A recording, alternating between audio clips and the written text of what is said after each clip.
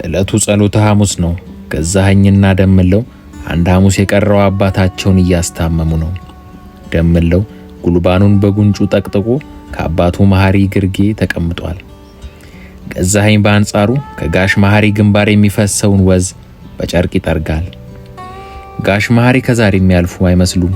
ለሁለት ወራት ካልጋ ያወላቸው በሽታ በእጅጉ አዳክሟቸዋል። ጋሽ መሐሪ በዘመናቸው የቀለዱ ሰነፍ ገበሬ ነበሩ። አንድ ቀን ነሽጧቸው የሚያርሱበትን በሬ አርዶ የበሉ ደፋር ናቸው።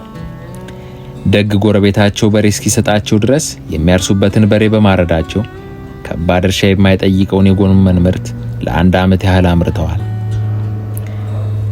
ሰብሎች በሚሰበሰቡበት የመኸር ወቅት የይድረስ ይሰበስባሉ።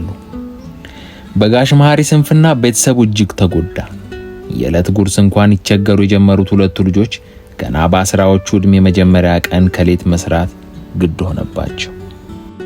ዛሬ ግን የእኚህን አባታቸውን ኑዛዜ ሊቀበሉ ሁለቱም ተዘጋጅተዋል። አሉ በተዳከመ ድምፅ ራቅ ብሎ የተቀመጠውን ልጃቸውን በምልክት እንዲጠጋ እየነገሩት። የመጨረሻ ንግግራቸውን ለልጆቻቸው ማድረግ ጀመሩ። ጋሽ መሐሪ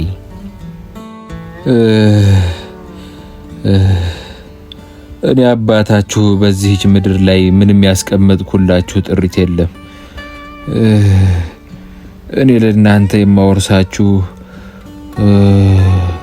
የማይበገረውን ስነ ልቦናዬን ነው። እኔ እኮ በሬን አርጄ ባውራ ዶሮ አርሼ የበላው የሜሶፖታሚያ አራዳ ነኝ። ምን ባጣ ግን እኔ ለእናንተ አላንስም። አድምጡኝ። እስካሁን ለማንም ያልነገርኩት ሸሽግ ያኖርኩትን ምስጢር ልነግራችሁ ነው። ከዛ በፊት ግን ምንም ሀብት ቢመጣ ላትጣሉ፣ ላትፋጁ፣ እርስ በርስ ልትደጋገፉ ቃል ግቡልኝ።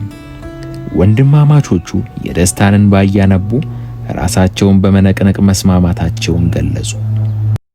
ገንዘብ እጅግ በጣም አደገኛ ነገር ነው።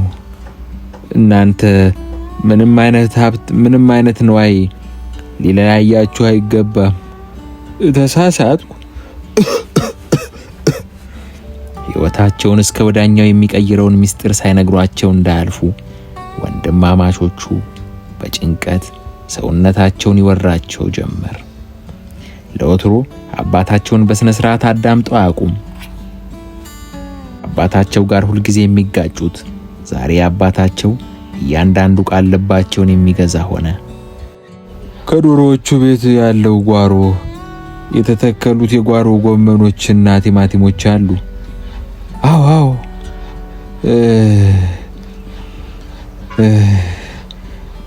ከቲማቲም እርሻውና ከድንች ተክሉ መካከል ያለውን ክፍት መሬት አወቃችሁት? አዎ አውቀነዋል።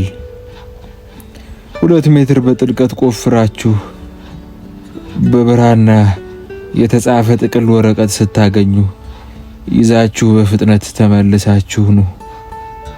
ንግግራቸውን ካፋቸው ሳይጨርሱ ገዛኸኝና ደምለው አካፋና ድጅኖ ይዘው ከተባለው ስፍራ ደረሱ። ጊዜ ሳያጠፉ የተጠቀሰው ቦታ ላይ ቁፋሮ ጀመሩ። እጅግ አድካሚው ከሆነ ቁፋሮ በኋላ የተባለውን የብራና ጥቅልል አገኙ።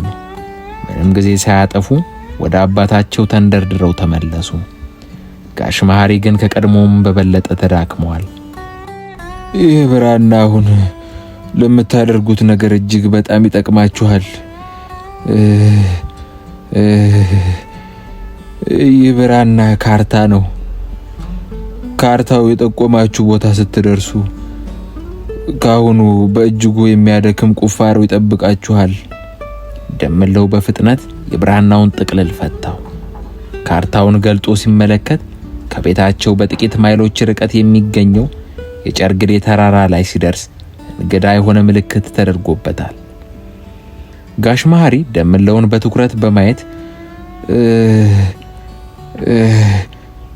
ምልክት የተደረገበት ቦታ ቁፋሯችሁን የምትጀምሩበት ቦታ ነው። ነገሩ በጣም ፈታኝ ነው። ረጅም ጊዜ ሊወስድባችሁ ስለሚችል ሌሊት ብትጀምሩ እመክራለሁ። አደራ በምትቆፍሩበት ወቅት አንድም ሰው እንዳያችሁ ተጠንቀቁ።